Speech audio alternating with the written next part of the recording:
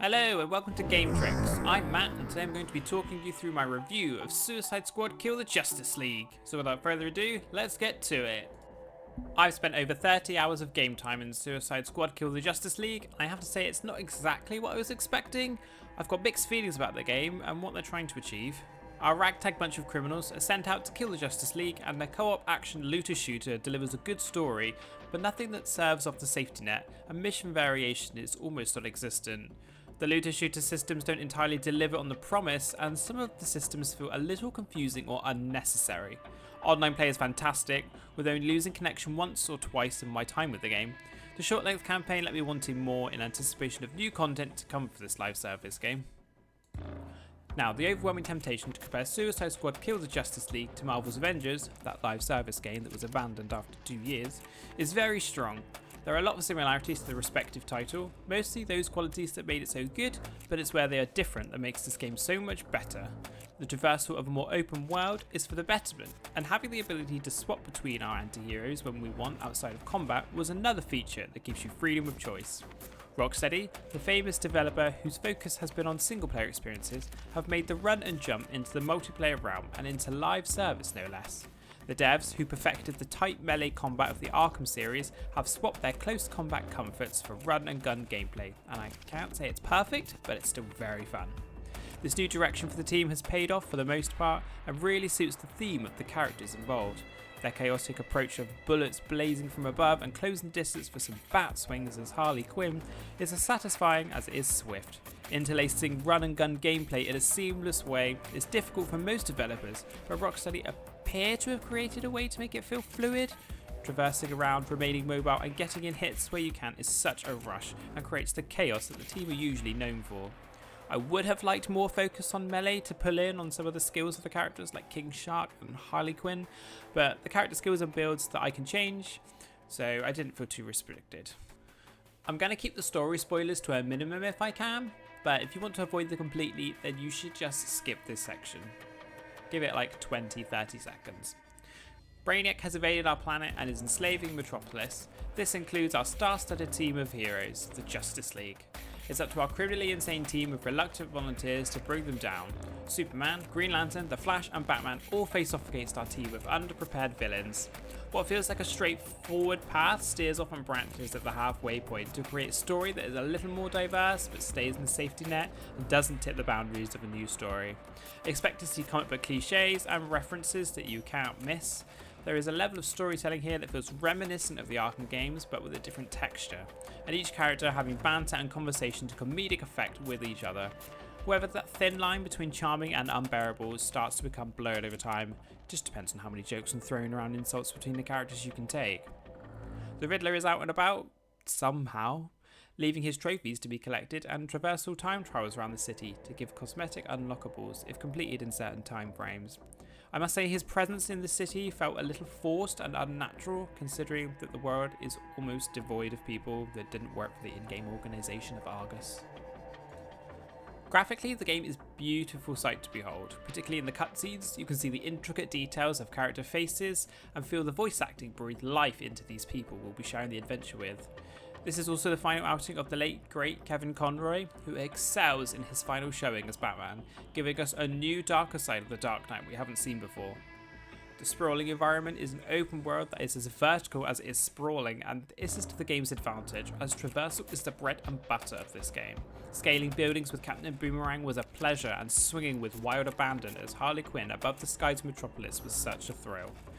There are a variety of landmarks and recognisable buildings from the city of Metropolis that will keep comic book fans engaged and happy, with lots of references and Easter eggs to seek out. Our 4 starting heroes for the game, with more to be added at regular intervals after release, are Harley Quinn, King Shark, Deadshot and Captain Boomerang. Our 4 members of the Suicide Squad all have distinctly different combat styles and traversal abilities, but not too different that you'll find them utterly different from one another. Combat is varied from weapons and melee styles, but still feel the same in terms of input and commands. All our characters have different branding and signature weapons and skills to keep them separated and not feel like clones of each other. And you can always collect new gear to upgrade your weapons and add new effects and traits to your weapons and skills you acquire along the way. However, there is a strange inconsistency between how these characters play and how they have been written. It's clear that the developers have gone to great deal of effort to build a world that is full of memorable characters who are as close to their comic book origins as possible, but the game doesn't feel as though it hits those right notes. I would have expected to see more melee approaches from Harley Quinn and King Shark, but instead we're forced to use her ranged abilities to great length, and it doesn't feel as though the characters work as the way they should do. This gives the characters a unique feel in this game world, and that's not necessarily a bad thing, but is not necessarily a good thing. This time around, there is a very strong emphasis on sporadic assaults and speed, compared with the more methodical and slower approaches we gave in the Arkham games. With Batman titles, there was a deliberate flow to the combat. Here in Suicide Squad Kill the Justice League, there are no methods, it's just chaos and bullet hell firing, which definitely suits this group of villains and their complicated and half-assed approach to planning. With combos that can build up, there is something truly great about building your combo higher and higher with sprays of bullets and weaving in melee hits to complement, allowing you to roll all the way up to a total of 50. Collecting shield pieces from shield harvesting and ammo from defeating enemies echoes a feeling similar to Doom. This is an awesome idea that really encourages you to keep moving. Throw on top of that an active reload function that I haven't seen in a game since Gears of War, and the interactivity during combat is all on display here. Now we're going to talk about modifications. You have a whole host of skills and abilities to unlock as you level up your villains. These come in 3 different skill trees, and they all complement a different aspect of your build. This is where you get free reign to change up how you play with your respective characters. Changing gear to suit your loadouts is also another way to customize further how your build works. Adding gear with such effects like Deep Freeze will allow you to freeze your enemies in a thick block of ice, holding them in place so that you can fire a few rounds and shatter their bodies. You will unlock more and more ways to customize your characters as you progress further into the game. For each new element you find, there is a new tutorial to complete, which we found a little tiresome, considering there's a lot of things to learn, and that can change how you play. But once you kit out your villain how you like, you'll begin to find a nice rhythm to your gameplay, creating a satisfying loop.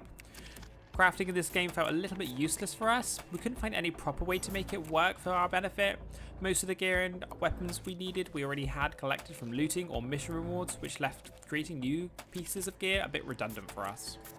Enemies in the game are varied from 3 or 4 different types, with changes coming in the form of different elemental effects tied to them. The sheer number of enemies that could appear to take down our team was staggering and great, which really felt like we were trying to be outnumbered, but it was never really enough that we struggled to quickly take them down, until we changed to higher difficulties. To be honest, some of the most difficult challenges in the game were Riddler's time trials. Clocking in at around 30 hours, it's fair to say that I've had a lot of time with the game.